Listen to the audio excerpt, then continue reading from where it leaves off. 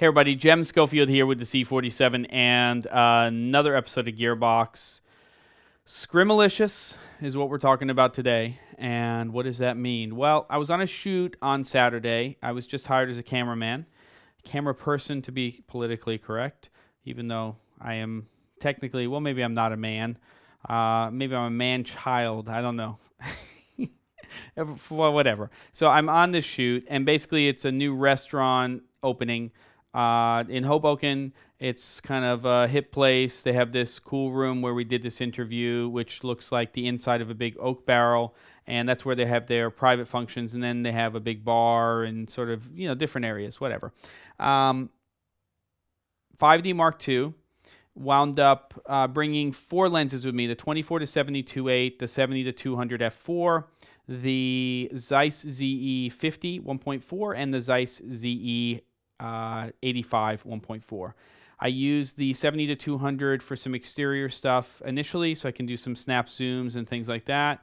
And I didn't really shoot anything on the 24-70, though I could have.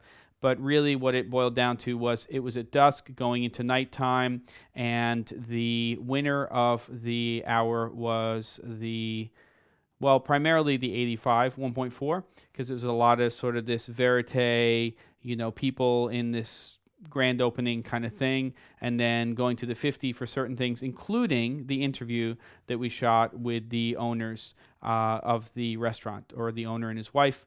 And so we basically had both of them in the interview.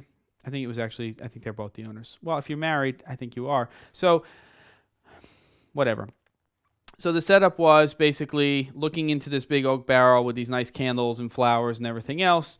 And over here, basically higher than this, we had an LED light. This is the Cool Light 600. You guys have probably seen this before. And I had the CTO, color temperature orange filter on here because we were using some of the available light, the practicals inside of the space, so I wanted to match the color temperature with that. So this is the key light over here, and that's lighting them. They're over there. And then I had a reflector, like the one I have over here, but that was sitting over there. And then we use the light of the room to sort of create a backlight and sort of, well, you know, that stuff.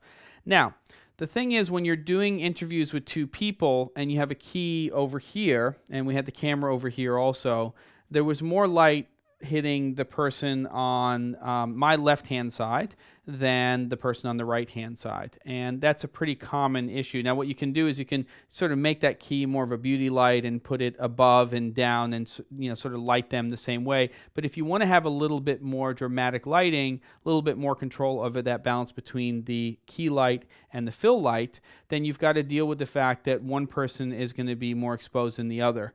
So what happens with that? This is where we get into the Scrimalicious part.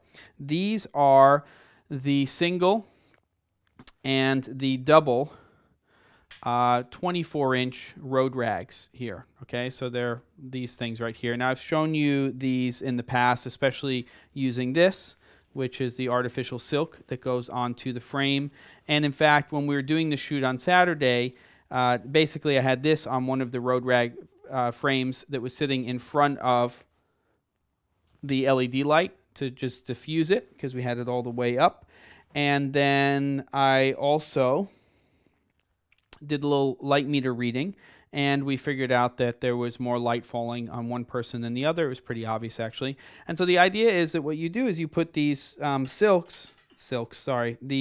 scrims in front of the light, and you can position where they are. Now, you may want to cut light on a person so that there's less light on the person sitting basically, you know, let's just say that they're wearing a white t-shirt, and you don't want as much light on their shirt as you want on their face. Well, you can, I'm just going to go ahead and position this in front of this light right here, and I can sort of raise this or lower it, and it will change.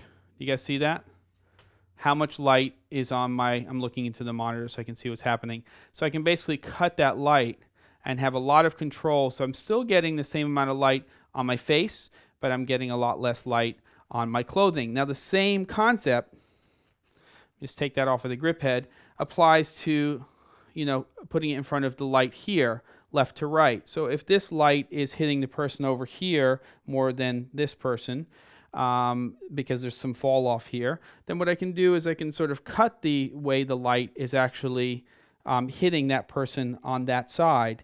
And there is actually a way to measure that. You can use a light meter to see how much light difference there is between the two, and then you can decide which scrim would make the most sense to control that light. So this particular one, the single in the Matthews scrims, is a 0.6 stop. So it's a little over a half a stop of light loss. And then the double, well, it's double that. It's 1.2 stops. So that's how much difference you get when you use this particular scrim. Incredible tools for controlling light. And really, the small road rags kit now, for me, is something that I'm using on all of my shoots. I actually need to get another frame because I'd like to be able to have even more control. It comes with 4 lighting control elements. It comes with the single, it comes with the double, so you get those 2 scrims. It comes with the artificial silk, and then it also comes with a flag, which is just a pure black for blocking light and to also create what we call negative fill, so that we're not getting bounce light and it's sort of absorbing it, and you can really, well, we'll talk a little bit more about negative fill at another time, and hopefully that all made sense to you guys. I think it did, and I'll see you guys next time on Gearbox.